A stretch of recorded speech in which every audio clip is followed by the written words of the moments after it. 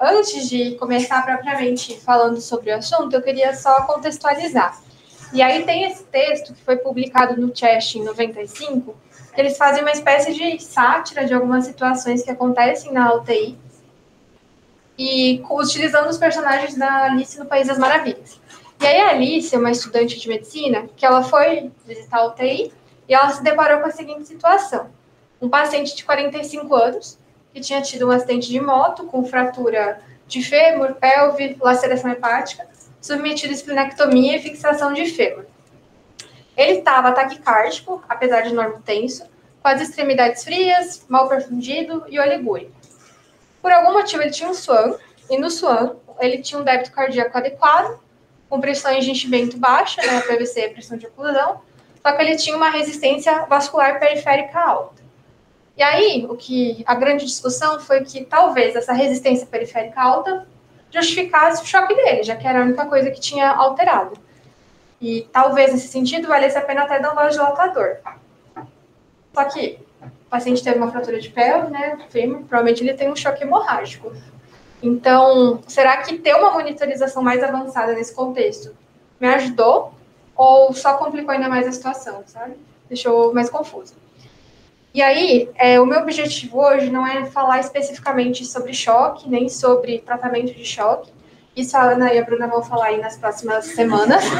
Mas eu acho que é bom a gente ter alguns conceitos para não perder de foco qual que é o nosso objetivo quando a gente está querendo monitorizar o paciente. Então, choque é um desbalanço entre consumo e oferta de oxigênio. E a oferta de oxigênio ela é determinada pelo débito cardíaco e o conteúdo arterial de oxigênio. O conteúdo arterial de oxigênio, ele depende da hemoglobina, da saturação de oxigênio e da PO2. Já o débito cardíaco, ele é um produto do volume sistólico, pela frequência cardíaca, e a pré-carga, pós-carga e contratilidade são os fatores que influenciam ele. Tem a equação de Fick, que é uma forma também de calcular o débito cardíaco, que seria a razão do consumo de oxigênio sobre a diferença do conteúdo arterial e venoso de oxigênio. E esse conceito também da taxa de extração de O2, que é a razão do consumo pelo que está sendo ofertado. Quando a gente fala de hemodinâmica, a gente tem parâmetros da macro, como pressão arterial, débito cardíaco, entre outras coisas, e da micro, lactato, saturação venosa, gap CO2. Mas o nosso objetivo, independente de qual dessas duas situações a gente está avaliando, é aumentar a chegada de sangue, de oxigênio nos capilares e, consequentemente, de oxigênio nas células. Isso é importante porque muitas vezes a gente vai conseguir uma pressão adequada, um débito cardíaco adequado, mas mesmo assim o paciente não vai melhorar. Talvez até tenha um desfecho pior. E foi isso que, nesse estudo da Michelle Reis, nos anos 90, eles viram. Eles pegaram pacientes com sepsis, choque séptico, e eles compararam um grupo controle com um grupo intervenção, em que eles davam dobutamina para os pacientes para aumentar o débito cardíaco no nível até um pouco suprafisiológico, né, mais que 4,5 litros por minuto, e aumentar a oferta de oxigênio. Contra um grupo controle, que era só aqueles pacientes que realmente tinham baixo débito, que recebiam dobutamina. E eles viram que realmente teve uma separação, então os pacientes da primeira linha, dos dois gráficos, são os pacientes do grupo intervenção, então eles tiveram um débito cardíaco maior, tiveram uma oferta maior de oxigênio para os tecidos, só que quando a gente olha o gráfico do consumo, ele se manteve igual, tanto em quem recebeu a dobutamina quanto não recebeu a dobutamina. Os valores de lactato também. Mais do que isso, na curva de sobrevida, vocês podem ver que os pacientes do grupo tratamento, intervenção, eles tiveram um pior desfecho do que aqueles do grupo controle. Então, aqueles pacientes que estavam com débito mais alto, estavam com uma pressão mais alta. Bom, com essas ideias, a gente vai propriamente para a aula, que é basicamente sobre parâmetros de macrohemodinâmica, principalmente débito cardíaco, mas a gente vai pincelar em dois conceitos de micro, que é a clínica do paciente e o lactato. Em relação à clínica, acho que todo mundo já deve ter ouvido falar, né, desses três sistemas que são as nossas janelas, numa avaliação simples do paciente, de como está a perfusão orgânica. Então, o nível de consciência, que vai falar a favor da perfusão cerebral, né, o tempo de enchimento periférico, que fala favor, né, da perfusão da microcirculação também, e o débito urinário. Tem também o Mottling Score, que é o score de moteamento. Nada mais é o moteamento do que, talvez aqui dê para ver melhor na televisão, essa coloração anormal que tem na pele do paciente por uma vasoconstrição heterogênea da microcirculação. Foi visto que nos pacientes com choque séptico, aqueles que têm o moteamento progressivamente maior, e aí tem o score para isso, que se estende ali até a região inguinal e a raiz da coxa, eles têm uma sobrevida menor do que aqueles pacientes que não têm moteamento ou que têm moteamento restrito ali à região do joelho. Então, é um parâmetro simples da gente ver a beira-leito, que pode trazer bastante para a gente de qual que é o prognóstico, de como o paciente está, de noção de gravidade. Em relação ao lactato, a gente sabe que o nível sérico do lactato é de 9 a 18 miligramas por decilitro, normal, que é o que a gente usa aqui no HC, mas ele também pode ser escrito em milimols por litro, né? A equivalência é 9 miligramas por 1 mol por litro. A nossa produção endógena é muito grande de lactato, só que os níveis eles são menores porque o clearance também é volumoso, principalmente a nível hepático e uma menor parte renal. No dia a dia, são essas as 3 principais situações que estão relacionadas com o aumento de lactato, que justificam o estímulo adrenérgico, hipóxia, desbalanço de VO2 entre oferta e consumo de oxigênio, e alteração do clearance, principalmente a nível hepático, que é onde é feita a maior parte. Eu não vou me estender muito mais no lactato, porque tem uma revisão especificamente sobre isso, se vocês quiserem olhar no YouTube. Mas acho que é importante a gente ter em mente que é um parâmetro importante. E aí eu trouxe só trazer esse estudo, que é o Andrômeda, que eu acredito que a maioria já deve ter ouvido falar, que é um estudo que comparou a ressuscitação volêmica nos pacientes com choque séptico a partir do lactato ou perfusão capilar, perfusão periférica, com um desfecho de mortalidade em 28 dias.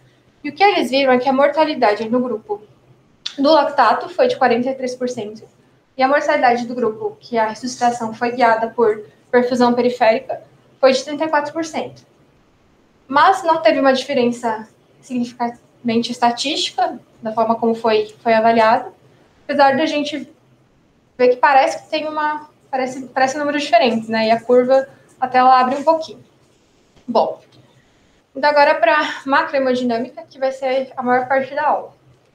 Pressão arterial. A gente tem 2 formas de avaliar, tanto de forma invasiva quanto não invasiva. Não invasiva contínua, através do cuff digital, que são os métodos mais modernos, ou de forma intermitente, pela palpação, ausculta, ou o método oscilométrico, que é o que a gente acaba utilizando geralmente na UTI, o automático, né? O princípio do método oscilométrico, ele vem de um experimento que foi feito lá no século XIX, em que o pesquisador colocou o braço do assistente dele numa jarra, enfim, um recipiente com água, e ele viu que o pulso arterial ele era transmitido para a água e que era registrável.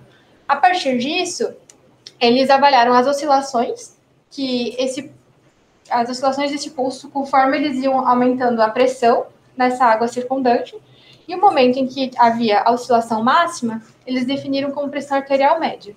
E a diastólica e a sistólica foram depois estimadas a partir disso. E frequentemente, pelo menos comigo acontece, você fica pensando, será que você pode confiar na medida da pressão não invasiva? Ou será que necessariamente eu preciso submeter o paciente a um procedimento mais invasivo, que seria a PAI? E aí aqui é um estudo que avaliou isso num contexto de centro cirúrgico, de intraoperatório. Eles pegaram mais de 20 mil aferições de pressão, e aqui a gente tem 3 gráficos da pressão sistólica, diastólica e da média, mostrando a correlação entre a medida da pressão não invasiva e a invasiva. Como vocês podem ver, em valores assim próximos da normalidade, tem uma boa correlação, as 2 mensurações, mas conforme a gente vai indo para os extremos, isso se perde um pouco.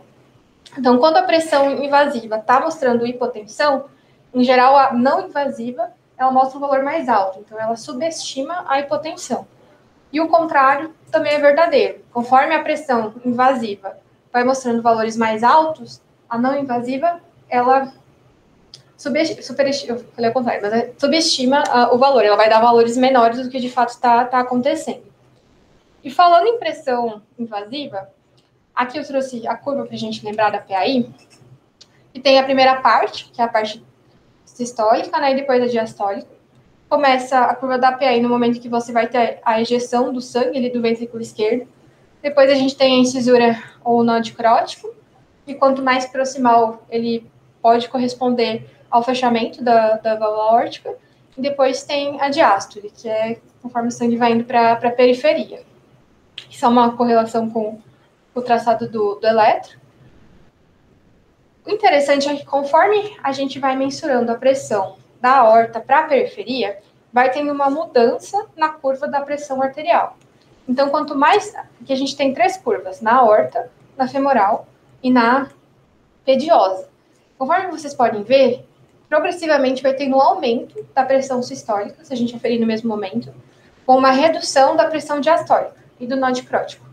Em geral, a pressão média ela é semelhante, mas se a gente for muito para a periferia, ela pode ser menor, porque você tem uma redução diastólica menor do que o aumento da sístole. Outro ponto importante para lembrar é que a medida da PAI ela tem sofre o efeito da gravidade.